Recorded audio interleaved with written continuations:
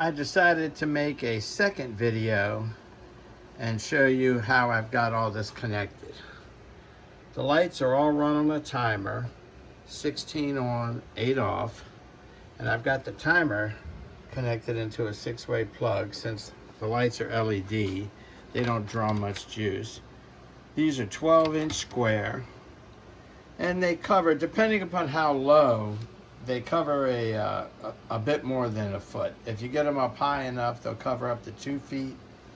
But that's not how I'm going to be using them for starting plants. Probably about this height, around a foot max.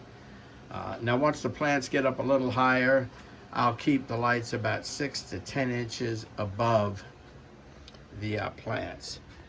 The heat mats, which are really a great deal, came with thermostats, and they're 4 foot long. You can see them here. The way they work is there's a thermostat end that plugs in, and you just stick it in one of the little cups and it registers. I've got 1, 2, 3 of the thermostats. This one's running just a hair low, but just around 70. I can put it wherever I want it for whatever reason. I don't know why these lights have gone off. I'm gonna have to see what's going on there. Oh, I have a funny feeling I know why, because I have everything on this timer over here. All right, so you just had that little explanation done to you.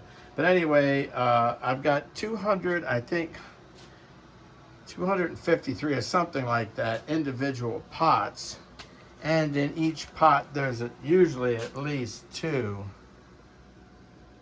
seeds. Now I'll have to transfer the bulk of these to bigger cups as they go. These are all my tomatoes. I've got 3 or 4 different selections, and I'll put a link to the guy who gave me this idea on the tomato cup planting.